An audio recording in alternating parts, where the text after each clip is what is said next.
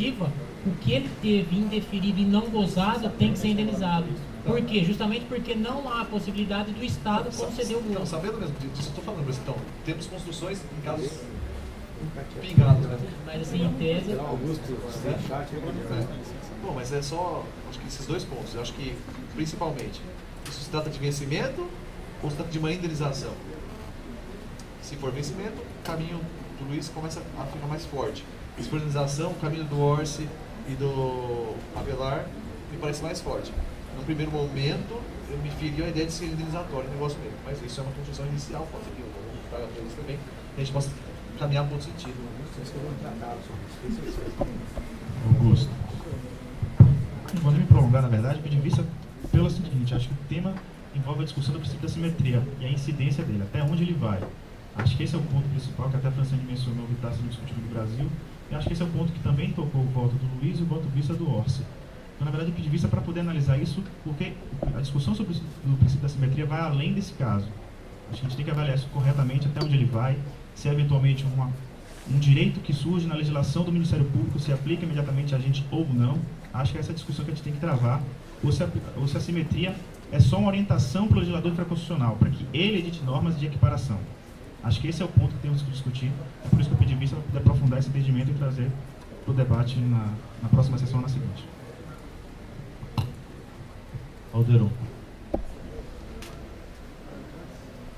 Bom, vou tentar trazer umas preocupações, mas para também contribuir aí com o Augusto. Acho que, como você pediu visto, talvez podia verificar essa possibilidade. A primeira é a gente saber o que acontece hoje na Defensoria, né? Como é que está essa situação hoje, por exemplo, das compensações? Elas estão acontecendo, os defensores estão tirando essas compensações de 20 dias, né? Eu fico preocupado também da gente elaborar um processo que, às vezes, na realidade, ele não está sendo usado. Então, a gente precisa saber um pouquinho do DRH, do Recursos Humanos, como é que está essa situação. Não sei se a preocupação está clara, né? Da gente realmente entender. Outra preocupação é assim, porque a sociedade olhando isso de fora, né? Não estou nem entrando, não é na parte legal que eu vou entrar, mas a gente olhando, tá bom, os defensores agora então, eles recebem o dinheiro das férias, mas eles tiram férias compensadas. Essa imagem que passa, né? Então a gente pensar como é que a gente pode pagar aquilo que foi trabalhado. Claro, se foi indeferido as férias, claro que tem direito. Na CLT é assim também, né? Você tem um limite de 20 dias, né? E você tem a obrigatoriedade, aí eu acho que é interessante também pensar, tem a obrigatoriedade de tirar 10 dias. Pelo menos 10 dias para a questão da sanidade pessoal, né? Que aí é uma outra preocupação que nos votos não tem. Eu acho que quando se fala em férias, a gente tem que trabalhar essa questão da pessoa, né? O cuidado que tem com a pessoa, né? Então são preocupações que eu tenho. Eu pedi ao Orsi, se fosse possível ainda, só para clarear, aqui quando se fala o segundo acréscimo é possibilitar ao defensor público que tivesse o período de férias gozado a não submissão à regra limitadora do gozo. E aí você está colocando a proposta de 30 dias, é isso? Sim. É isso, né? Sempre uso da manutenção que eventualmente a gente estudar outro, mas o que eu tentei assegurar seria, em caso de deferimento, que os defensores possam usufruir de algum período de compensação deles, além daqueles limitados, né, que hoje o máximo que se pode tirar em sequência seriam cerca de 10 dias, que seria 5 num mês, 5 no outro, pegaria o final de um mês e o início do outro para emendar. Então, seria esse limite. E daí eu tento construir a possibilidade dos defensores que tiverem indenizado poderem usufruir de maior número de compensação. Então, bom, aí vem, dentro disso também tem uma outra preocupação, que é a questão do impacto financeiro que isso leva dentro da Defensoria. Até porque agora, inclusive na comissão a gente discutiu isso, além da própria Defensoria estar passando por um período difícil financeiro, mas nós estamos num país também que está numa situação financeira. Então a gente também tem que levar em consideração todo esse contexto, né? E finalmente, uma preocupação com a questão do teto, né? Volta na comissão também, a gente levantou essa questão. É uma luta da sociedade civil, né? A questão do teto constitucional, e a sociedade civil não vai aceitar o rompimento desse teto. Então a gente tem que pensar muito bem sobre isso. Tudo aquilo que vai ultrapassar o teto, eu acho que a gente precisaria, inclusive, passar por audiência pública, passar por uma discussão pela sociedade civil, porque senão aí acho que a simetria com o judiciário vai ser muito grande da defensoria, né? Porque o judiciário não discute nada com a sociedade civil e aí a defensoria acompanha. Eu acho que isso é uma perda para a sociedade civil.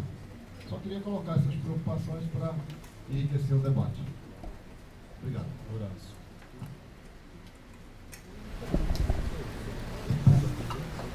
Na verdade, eu só queria fazer um adendo aí com relação à fala dos vencimentos, o vencimento e a aplicabilidade disso ou não nas verbas de caráter indenizatório, num conceito bem administrativista, até como até uma sugestão aí para o conselheiro que vai pedir a vista, se for o caso, dar uma olhadinha nessa questão, porque a gente sabe a diferença conceitual no direito administrativo, quando a gente fala de vencimento, vencimentos, para o regime público, acho que como bem o Luiz estava trazendo, a questão do vencimento, ele se confunde com o salário, ou seja, o salário efetivamente recebido, e os vencimentos seriam, na verdade, sinônimo de remuneração. E aí no direito público seria a soma do valor fixo com as cotas ou percentuais, vantagens arrecadadas em função do trabalho desenvolvido. Então tudo aquilo que a gente recebe em função desse trabalho desenvolvido, são pagamentos direcionados de forma direta ou de forma indireta, se compõe a chamada remuneração ou os vencimentos. Remuneração e vencimentos não se confundem com verbas de caráter indenizatório. Ou seja, no conceito de vencimentos ou no conceito de remuneração, não está incluído as chamadas verbas indenizatórias ou verbas ressarcitórias. São outras modalidades também de verba. Por quê? Porque essas verbas têm uma natureza de reparar o empregado ou o servidor na perda ou lesão de um direito. Ou seja, ela tem uma natureza de recompor danos.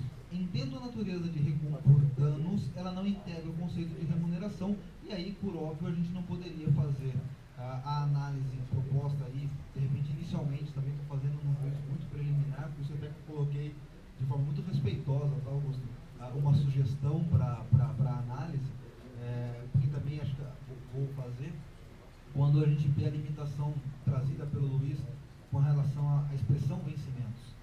Então, eu acredito que nesse campo, se a gente está falando que o indeferimento de uma férias é um ato que lesa o servidor, então, consequentemente, isso vai gerar uma verba de natureza indenizatória, uma indenização pela não fruição de um direito no tempo e no modo devido. Se isso gera uma indenização, essa indenização não compõe o conceito de vencimentos, de remuneração. E aí sim, aí eu sou obrigado a acompanhar a fala do Alexandre Orsi, quando ele fala da não aplicabilidade aí do denunciado para a Defensoria Pública. É isso. Eu vou falar. É só porque só uma questão, né? O artigo 11 da Emenda Constitucional 45, que alterou o artigo 37, ele fala que as indenizações, as verbas indenizatórias, elas também têm que ser previstas em lei. E ainda que nós tenhamos entendimentos administrativistas que consideram que essas eventuais verbas não integram os vencimentos, o que para mim não é adequado, ainda assim nós teríamos um respeito à legalidade, né? Ou seja, a exigência de previsão de lei formal para que essas indenizações pudessem ser pagas. E no caso específico da Defensoria Pública, o que nós temos é um impedimento desse pagamento pela obrigação à administração de, no segundo período, forçar o gozo. E veja, até nesse sentido, o julgamento do STF foi bem didático, porque lá existia um servidor da Ativa que, alegando o completamento ilícito do Estado, pedia o pagamento de férias indenizatórias sem lei. O STF indeferiu esse pedido e condenou a União a fazê-lo gozar as férias, né? Esse foi o julgamento. Aí que entra a questão que eu acho que o conselheiro Augusto vai ter que se debruçar. É lógico, existem várias vertentes, isso é natural, mas eu acho que essa diretiva que o STF deu em agosto, não sei. Só para complementar, então, uma resposta do à parte, quando eu já tinha quase acabado aqui, mas eu acho que o que fica, na verdade, Luiz, é uma interpretação, acho que o Augusto vai trazer isso, especificamente, na minha opinião, quando você fala da legislação, é aquilo que o Augusto trouxe sobre a simetria ou não. Porque se você falar para mim, olha, eu tenho simetria e eu vou utilizar, a legislação já existe. Se a legislação já existe, então tudo isso cai por terra. Não é? Se chegar e falar assim, olha, essa simetria ela não é possível por X motivos, aí a gente volta com esses argumentos. Então a gente tem toda essa questão preliminar, que foi realmente a razão desse pedido de vista, que seria a utilização de uma legislação já vigente, já em vigor, por força desse mandamento constitucional.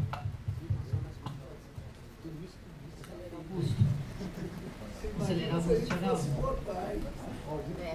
Não, já que eu gosto. Atenção dele, já que ele vai fazer o Conselheiro Augusto, mais uma questão que eu queria trazer também, dizer que ontem, eu não sei se o senhor vai ter acesso a isso, mas provavelmente sim, a ata de reunião da comissão feita ontem, essa questão trazida pela ouvidoria da questão do teto constitucional foi uma questão largamente discutida, né? Já que a ouvidoria já antecipou aqui a colocação, eu também gostaria de fazer a nossa. Já discutimos isso ontem, e ontem nessa reunião conversamos com a ouvidoria e vamos trazer esse debate também de novo quando for para ser votado esse processo, onde não só a associação, mas a própria administração, os colegas da assessoria jurídica, mostravam enfaticamente a natureza jurídica dessas indenizações, até porque elas estão sendo discutidas nesse processo da comissão. Então eu queria deixar isso claro aqui. Ontem fizemos uma longa explanação para a ouvidoria a respeito disso, da questão indenizatória, da questão do horário de trabalho, da questão da venda da força de trabalho para o Estado, e, portanto, essas questões deveriam ser indenizatórias, e eu gostaria que Vossa Excelência levasse também em consideração, e se fosse necessário enfrentar esse debate, já que ele foi colocado aqui, porque eu acho que é um debate bastante profícuo e vai ser muito importante, já que a associação, a Defensoria Geral e os conselheiros se colocaram à disposição para fazer interlocução com o Conselho da Ouvidoria, porque essa é uma preocupação que o Alderon vem trazendo já há algum tempo. Eu acho que seria bom também a gente enfrentar isso de uma maneira muito tranquila, muito profissional, muito jurídica, porque nem sempre esses conceitos daquilo que é o teto, do que vai, para que serve o teto, do que é a venda da nossa força de trabalho, ficam muito claros num cenário de quem não é da área jurídica. Fica parecendo, bom, é uma burla ao teto, quando na verdade não é nada disso. Nós temos várias outras verbas indenizatórias, nós temos aí um paradigma de remuneração para seguir. Então, só queria pedir também essa reflexão para fazer aqui o debate com o meu colega. Obrigada. Então, presidente, só rápido, só um recado ao conselheiro Augusto, na segunda vista. No voto, o questionamento que o conselheiro Wagner trouxe em relação aos servidores, eu não alterei, até porque num primeiro momento alteraria se o processo fosse finalizado hoje, né? Mas enfim, eu não alterei, até em respeito à possibilidade da gente poder discutir essa matéria. É claro que nessa parte, como todo voto, mas enfim, principalmente nessa parte, até a gente finalizar o processo, eventualmente eu posso vir a alterar o voto, mas até em respeito aos servidores e a possibilidade da gente discutir mais amplamente quando Vossa Excelência trouxer o seu voto, eu mantive esse item, claro, evidentemente, podendo alterar o voto ao final. Então fica com vista para o conselheiro Augusto. O próximo processo, que também era inversão 090 de 2015, interessado EDEP, assunto pedido de afastamento para participação no evento 7º Seminário ENADEP, a ser realizado no dia 30 de janeiro de 2015. Com a palavra, conselheiro Augusto. Como já foi apresentado pela presidência, né, trata-se de pedido de afastamento para a participação de defensores públicos no 7º Seminário ENADEP, a ser realizado no dia 30 de janeiro de 2015, das 8h30 às 17h30, na cidade de São Paulo. O pedido foi encaminhado pela EDEP e veio até o Conselho. Eu queria pedir a vocês, se vocês não se importam, são 26 defensores. Se há necessidade, se vocês querem, de nomear os 26. Só nomearia aqueles que tiverem algum deferimento, algum problema, certo? Então, em primeiro lugar, os pedidos de afastamento dos defensores Amanda Ponte de Siqueira Taterca e Rafael Lessa Vieira de Sá Menezes devem ser julgados prejudicados, porque ambos são coordenadores de núcleos especializados e, portanto, já estão afastados de suas funções ordinárias. Em segundo plano, os pedidos dos defensores públicos Luciano Castrecchini Bufolin, Mariana Del Chiaro, Priscila Domiciano da Silva, Rodolfo Marques da Silva e Thaís Helena da Costa Nader não vieram devidamente instruídos, com os documentos necessários à comprovação dos requisitos estabelecidos na deliberação 27. Em situação desse viés, cabe a incidência do enunciado número 4 de 2014, que acho que é de conhecimento de todos, então eu votei pelo indeferimento dos afastamentos desses defensores públicos. Além deles, observo que o defensor público Bruno Lopes de Oliveira, a despeito de haver apresentado todos os documentos exigidos, em momento posterior atravessou petição para informar que foi designado para atuar em entidade do núcleo especializado no dia do evento e, portanto, desistiu do seu pedido de afastamento e do curso também. Em relação aos demais defensores interessados, os afastamentos devem ser deferidos. Todos apresentaram declaração de que não estarão designados para atividade de núcleo especializado, nem para atuar em atividade de especial dificuldade ou extraordinária no dia do curso. Além disso, os coordenadores de todos eles concordam com o afastamento, que não violarão os limites previstos no parágrafo 4º do artigo 2º da deliberação 27. Observo ainda que os interessados não ultrapassaram os limites anual e semestral de afastamento disposto no parágrafo 6º do artigo 2º da deliberação 27 de 2007. Por conta disso, voto pelo afastamento dos defensores no dia 30 deste mês.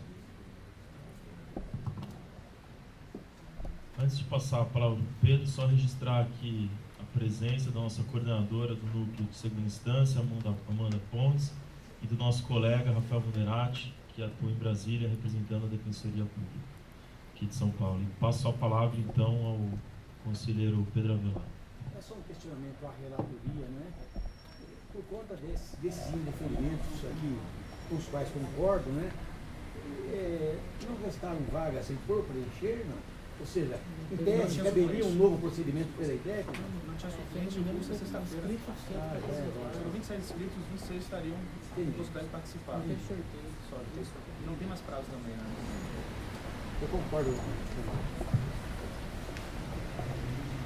Beto aqui para a manifestação, além do colega o conselheiro Pedro.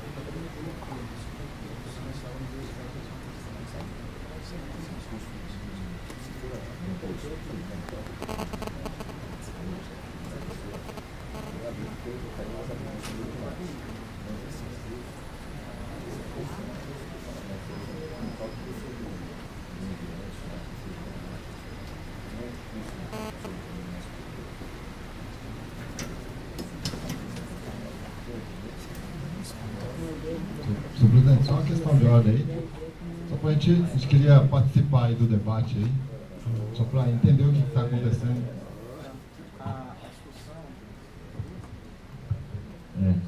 É que a IDEP entendeu, o Augusto pode explicar melhor. São dois afastamentos, da Amanda e do Rafael, que são coordenadores dos núcleos, um da segunda instância e o outro da Direitos Humanos. Não, o questionamento é, a IDEP encaminhou como se eles não necessitassem de afastamento.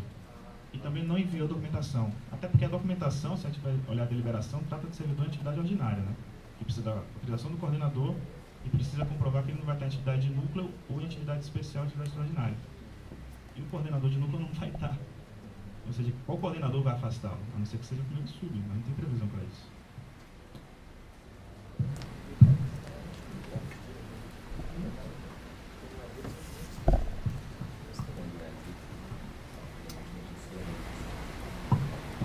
Geralmente os coordenadores de núcleo não pedem mesmo, né? Só pede se for para outro estado, é isso? Designado, né? Na verdade, é designação. Não tem nada a ver com isso aí, não ensina, né? Não precisa de afastamento. Então, se fosse um curso ordinário. Então, nos termos do voto do relator, quem concorda, mantém-se como está, aprovado por unanimidade.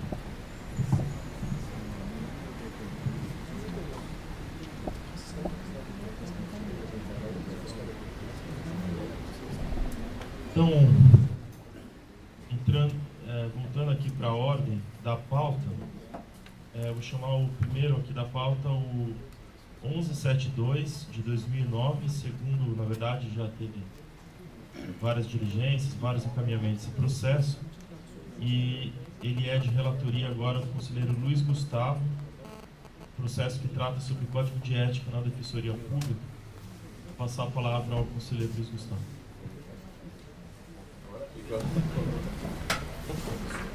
Calma, gente. Ainda não é a hora da gente...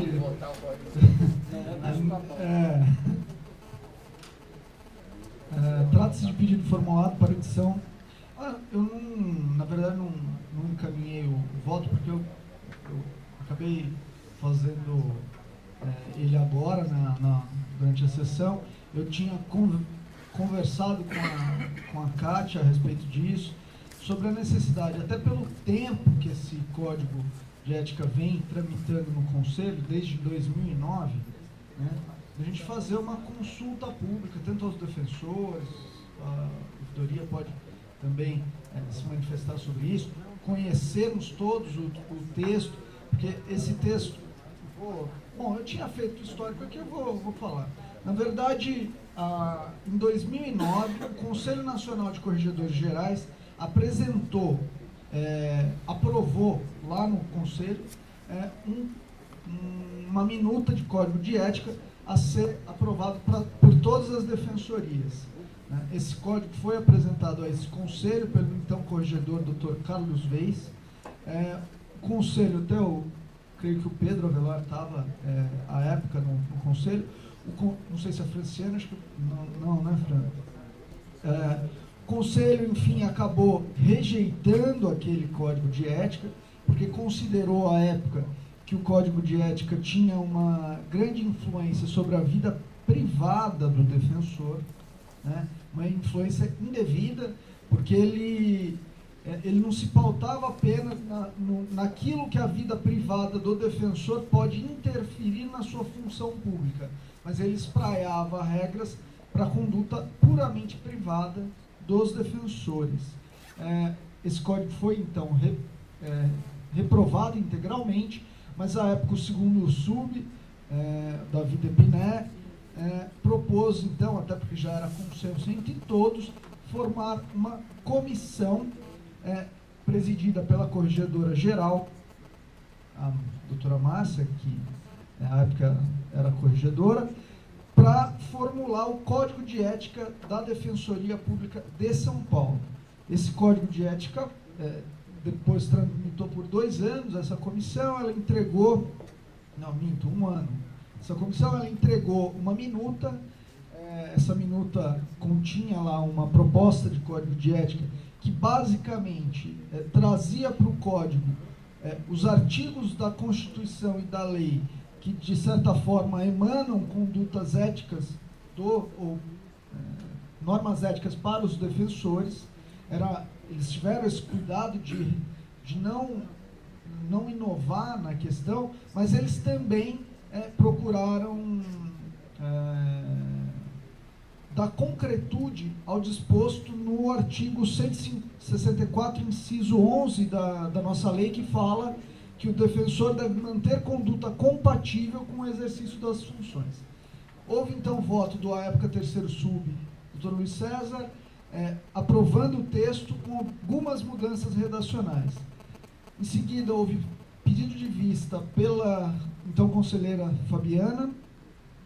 Ela, nesse pedido de vista, ela acabou tendo notícia pela própria Márcia que o Conselho Nacional de Corregedores estava reformulando o código, até porque eles notaram essa problemática que aqui no Conselho fez com que fosse rejeitada, no primeiro momento, o código.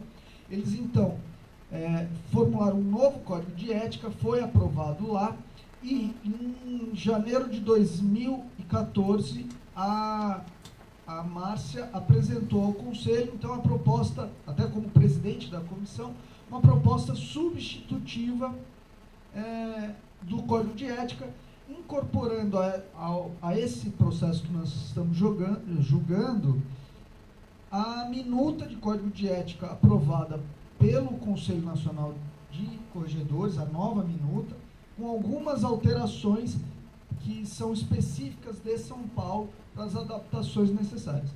Eu li o texto, enfim, ele traz bem diferente daquele primeiro, não tem aquele viés tão invasivo, pelo contrário, ele se pautou muito pela necessidade de regular a conduta privada do defensor apenas naquilo e tão somente naquilo que ela pode interferir na vida pública dele, na função pública dele. Porém, eu considerei que até pelo tempo que transcorre esse processo e pelo grau de relevância desse processo, o melhor é abrir uma consulta pública de 30 dias. Né? Não vejo tanto prejuízo, já estamos aí há 5 anos com esse projeto. Eu acho que é uma oportunidade que os defensores vão poder se manifestar, vão poder opinar sobre algo que vem na linha do que está sendo feito no Brasil inteiro e que agora a Corregedoria traz para esse Conselho para análise da implantação aqui em São Paulo. Então, o meu voto é no sentido de abrirmos consulta pública por 30 dias sobre o texto do Código de Ética, da minuta de Código de Ética apresentada pela Corregedoria Geral. É esse o meu voto. Acho pertinente a consulta pública, Luiz, mas a gente tem uma experiência de consultas públicas na Defensoria que muitas vezes, até veja, não deve ser algo muito simples a minuta apresentada. Todos os defensores, por vezes, têm dificuldades. A hora que chega em sua casa, não tem tempo no trabalho, evidentemente. A hora que chega na sua casa, às vezes, por vezes, querem usufruir do descanso com seus familiares, pessoas queridas. De repente, se não seria o caso de propor um seminário antes da consulta pública, um seminário, talvez algo em torno de, enfim, não sei o tempo necessário, que pudesse abranger setores da FABECA, na DEP, até do CONDEG, para explicar, esmiuçar aos defensores depois dos trabalhos feitos com esse seminário, encaminhar a todos os defensores, claro, abrir inscrições para alguns defensores, mas não é possível, evidentemente, todos os defensores participarem, mas depois desse trabalho realizado, encaminhar as conclusões desse seminário aos defensores para depois a consulta pública.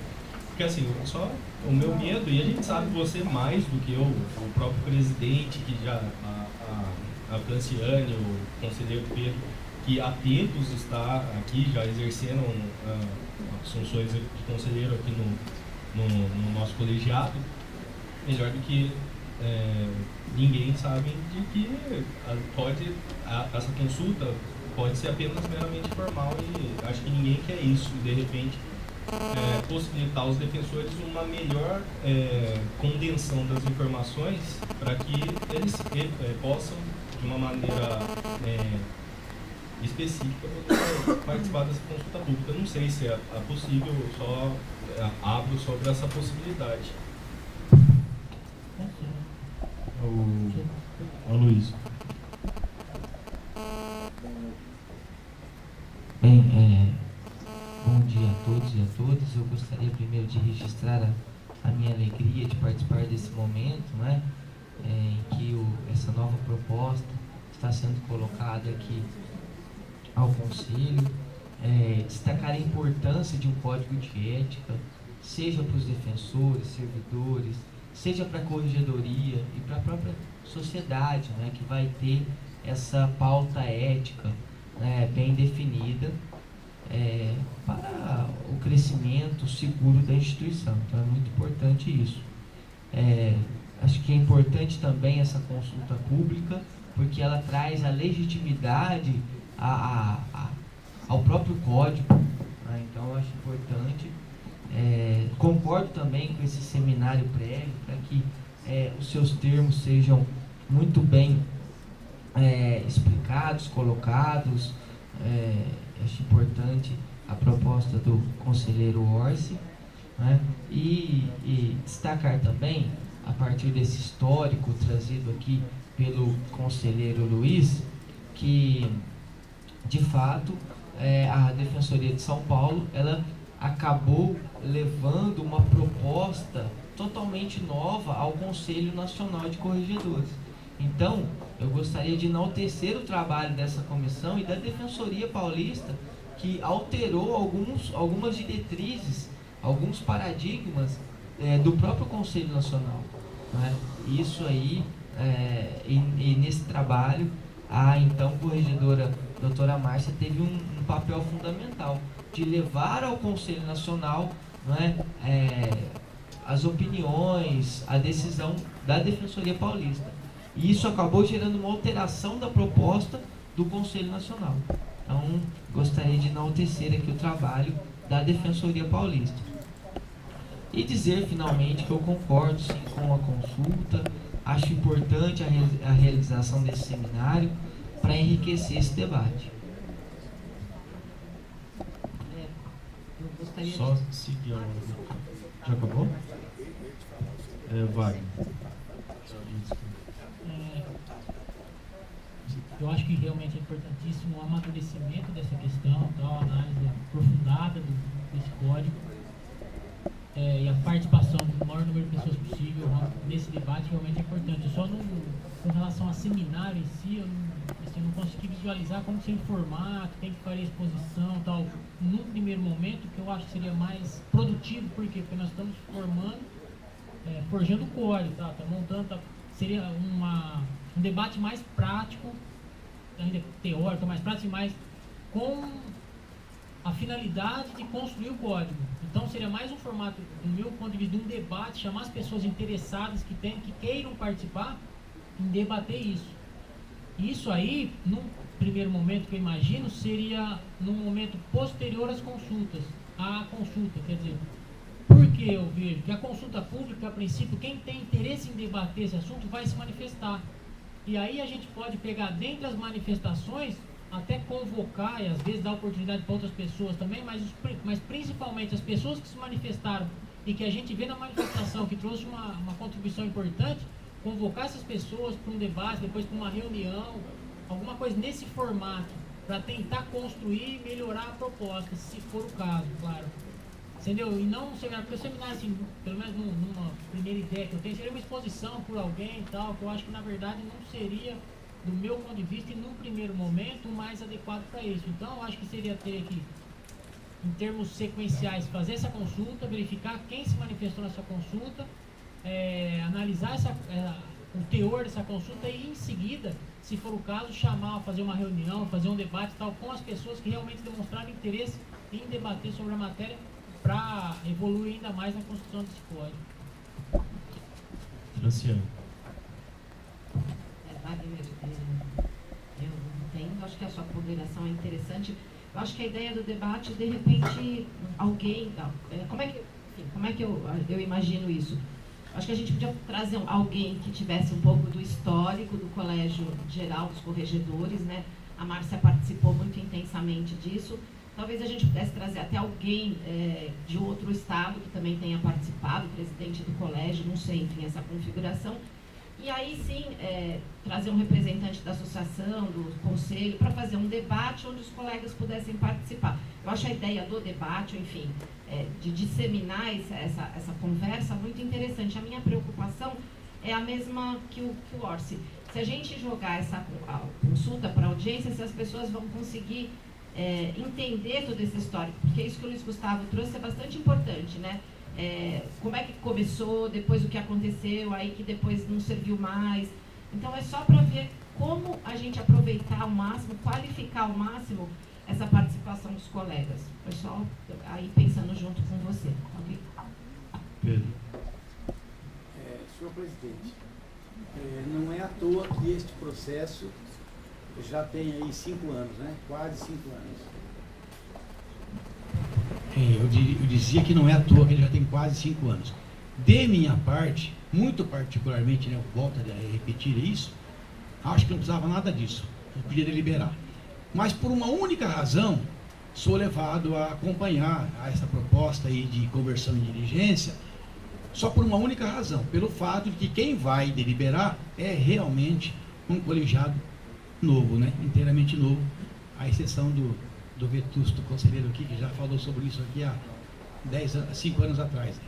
De qualquer forma, por ser um colegiado novo que vai decidir, aí eu acredito que tenha razão aí o relator ao entender, propor que mais pessoas se manifestem. Aliás, a ouvidoria é nova também, né, nessa matéria. Corregedoria, do início da matéria, é nova também, porque ela iniciou na gestão anterior, né, esse procedimento. Então, por conta disso, eu acompanho, mas não fosse por isso, eu acho que ele só vai demorar um bocado de tempo mais. Alderon. Eu queria parabenizar o Luiz pela iniciativa, né? Acho que é uma iniciativa boa, porque acho que o código ele tem que ser realmente um consenso, né, de todos, né, membros da carreira e tudo mais. Eu acho que a participação dos membros da Defensoria é muito importante na construção. Mas quanto mais participativo ele for, eu acredito que mais eficaz e eficiente ele vai ser, né? Porque ele vai ser assumido por todos, né? Eu acompanho um pouco o Wagner no sentido assim, talvez até uma questão, o nome de seminário, às vezes,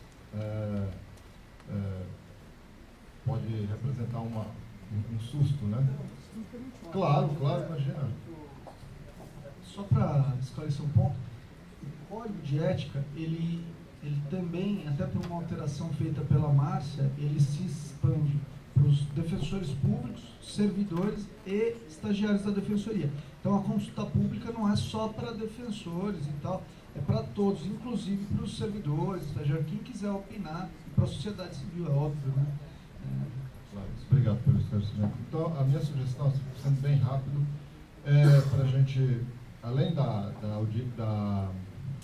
consulta pública, partir para uma audiência pública também. Eu acho que seria importante fazer uma síntese disso num debate presencial também, né? Então, ou sei lá, que você chame de encontro, mas enfim, que a gente tenha a possibilidade de ter a consulta, mas também tenha a possibilidade do debate, do aprofundamento. Eu queria sugerir essas duas questões. Não quero me estender muito, até porque a discussão de pedidos de diligência um tanto quanto ilógico, ao meu ver. Mas, enfim, só para justificar que seja o nome que for, seminário, enfim, a intenção é exatamente de qualificar os defensores para a consulta pública. Volto a pisar e, enfim, posso ser vencedor nisso daqui. Me parece que, se tivermos a consulta e depois os debates podem ser até profícuos, mas há um certo risco da consulta redundar naquilo que, historicamente, as consultas desse Conselho redundaram. Poucas manifestações, em algumas ocasiões, creio que nenhuma manifestação. Então, a minha intenção e minha proposição, na verdade, é trazer uma qualificação ao debate, aos defensores, antes de iniciar a consulta pública. Mas, enfim, Eu só queria justificar, enfim, fica a minha proposição, e que saiba que eu mantenho minha proposição, que seja debate, seja seminário, seja o nome que se der, que seja antes da consulta, sob pena de a consulta ser meramente formal e legitimadora de algo que vai ser decidido nesse conselho. Tem uma proposta de encaminhamento da gente fazer, porque também ao mesmo tempo eu acho que a consulta pública ela pode vir a fortalecer, dar mais argumentos até para uma eventual audiência pública, né? Porque o conhecimento, as sugestões que as pessoas vão colocar, e talvez com o voto da forma como foi elaborado pelo Luiz, que ele faz um histórico do que aconteceu, acho que as pessoas com a leitura do voto do Luiz já têm uma noção do que foi o histórico disso e ao mesmo tempo já tem o texto da proposta hoje apresentada para a corregedoria. Então, pensando alto aqui, da gente fazer talvez uma consulta pública de 20 dias, algo assim. Em seguida, a gente já também encaminharia aqui para a realização de uma audiência pública, né? Então a gente colheria aqui as sugestões durante 20 dias e aí o Conselho pode tentar organizar uma audiência pública e aí fazendo contato com a IDEP, com a própria FADEP, se quiser participar disso, a gente faria daí uma audiência pública onde já teria colhido essas informações na consulta pública, sem prejuízo da pessoa comparecer, apresentar suas novas manifestações e depois dessa audiência apresentar outros posicionamentos que podem ter sido formados lá na realização dessa audiência pública. Só uma observação. Para fins de qualificação do debate, a gente produziu um quadro comparativo da proposta do Conselho Nacional e da proposta da Corregedoria. Então a gente pode disponibilizar esse quadro, né, aos defensores, servidores, para que a manifestação deles seja qualificada, empoderada. Presidente, pedir que esse prazo aí mínimo de 30 dias, sugerido pelo Luiz Gustavo, seja no mínimo, porque nós temos aí carnaval nesse meio tempo, então 20 dias eu acho que é pouco. Talvez 60 dias, a gente faz 30 dias para colher a consulta e depois nos outros 30 a gente organizaria essa audiência pública. Então ficaria 60 dias, 30 para consulta, e daí nos outros 30 a gente tentaria organizar, seria uma audiência pública do Conselho Superior, e aí o Conselho, a gente vê como chama, vê se a FADEP quer participar, a IDEP contribui nessa organização, e a gente... a participação da corregedoria é essencial, mas eu falo só na organização do evento, a gente chamar a IDEP para nos auxiliar, e nessa audiência pública a gente tem que contar com a presença, principalmente, essencial da corregedoria, para que nos traga, faça esse histórico, apresente, e aí acho que a presença de todos os conselheiros para mostrar o que vem sendo feito em âmbito nacional, porque, pelo que eu tenho notícia, parece que diversos estados, né, já aprovaram esse texto, cada um com as suas ressalvas, com as suas peculiaridades, por conta das legislações estaduais. Então, a proposta fica, então, 30 dias, né?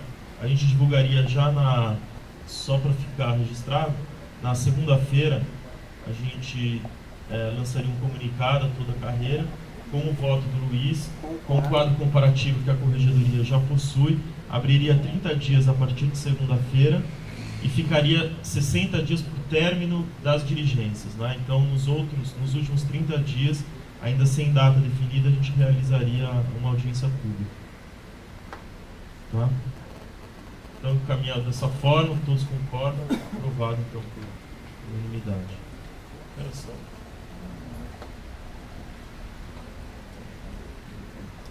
Só o 112 não temos não.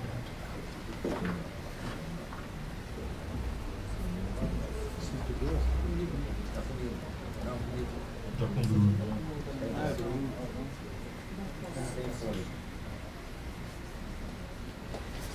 O 254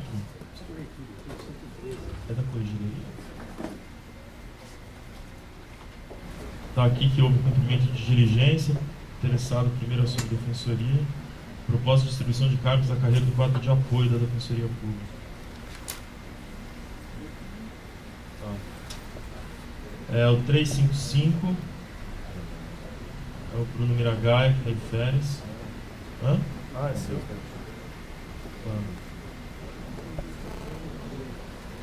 É o 3 de 2014. 113. 113, eu posso proferir meu voto agora. Regimentalmente, né? Eu não preciso fazê-lo por escrito, mas se necessário, depois eu escrevo.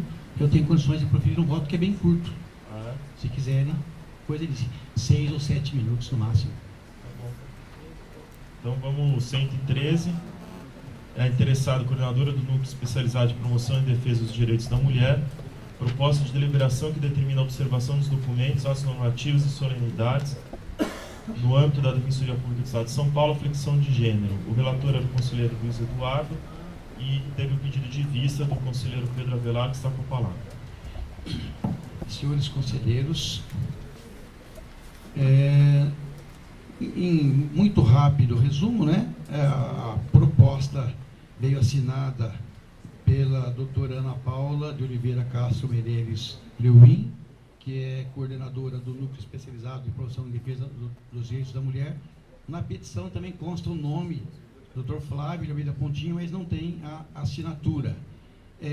Ela faz vários considerandos, especialmente aquele de que a linguagem não sexista já é utilizada em diversos segmentos, fala da flexão de gênero nas carteiras, que não é utilizada, né, nas carteiras funcionais das defensoras públicas aqui do Estado, fala da atribuição do núcleo de zelar pela observação dessa regra de conduta, né, enquanto instância consultiva.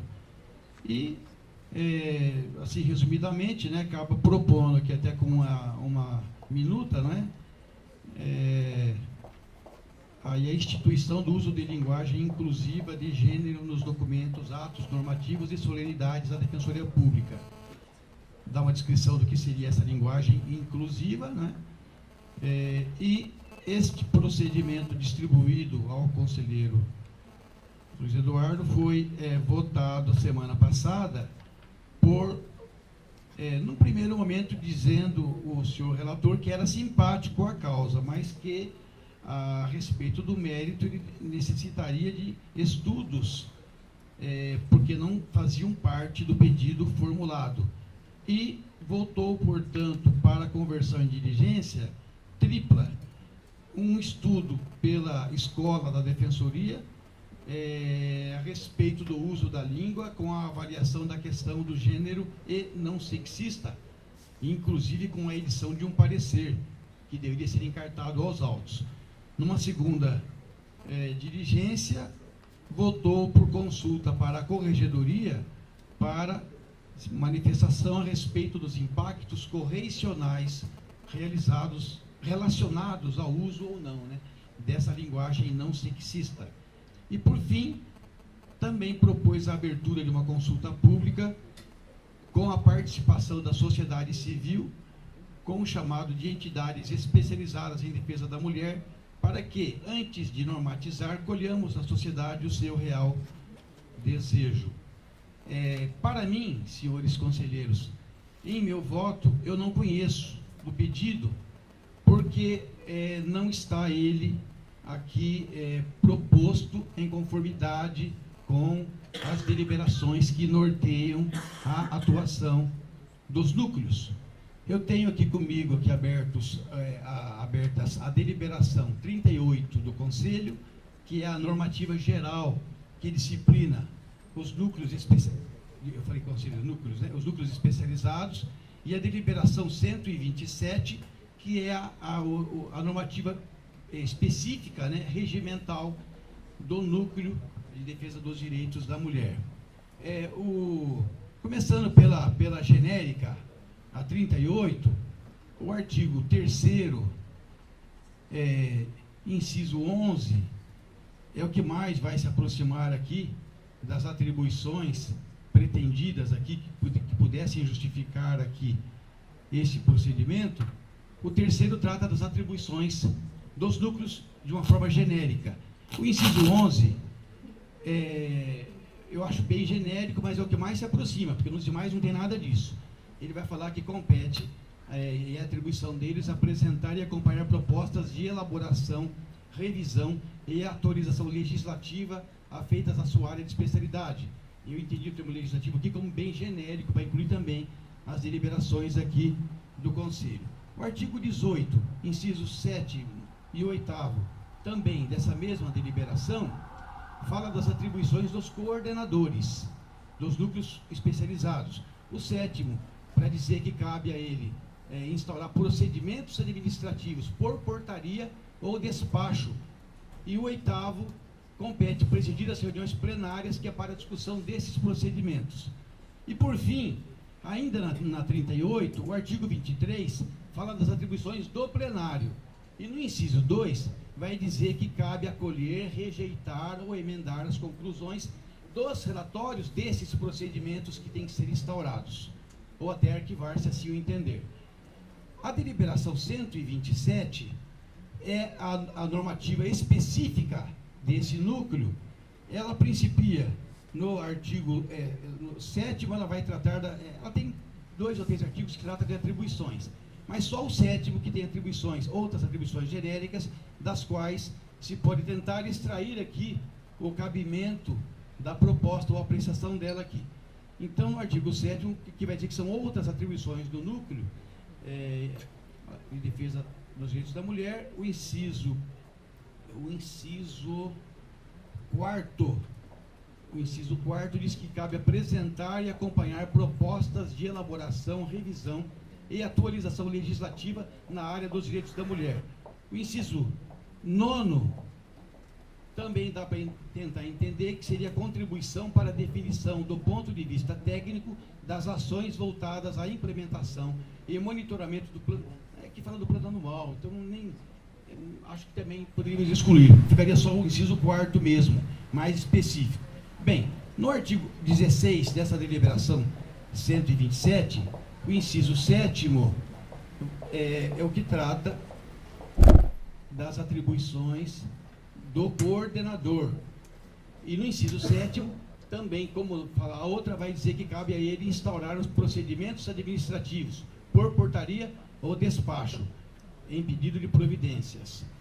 O artigo 20, inciso 2, tal como a outra, também vai falar da atuação do plenário. O plenário,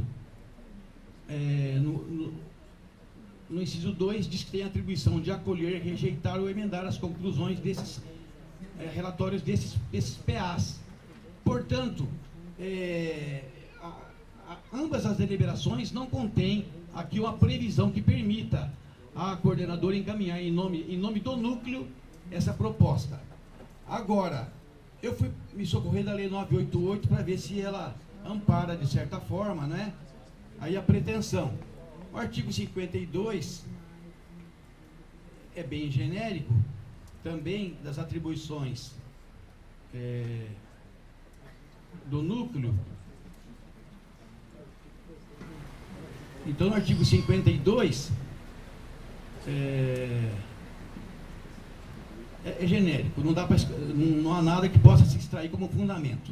E o artigo 53 fala da competência dos núcleos, dentre outras atribuições, fala de compilar informações técnicas, propor medidas, estimular intercâmbio com outras, enfim, realizar, estimular intercâmbio com entidades públicas, atuar junto ao Sistema Interamericano dos Direitos Humanos, prestar assessoria a outros órgãos, coordenar, enfim, não há nada no artigo 53 e 54 que, em base ao núcleo, em nome do núcleo, em meu entendimento, apresentar ao Conselho uma proposta dessa que vai alterar aqui, inclusive, segundo a proposta diz, né, a denominação, a forma de tratamento, enfim, eu acho que questões de tal natureza que dependeriam, pelo menos, de um procedimento no núcleo.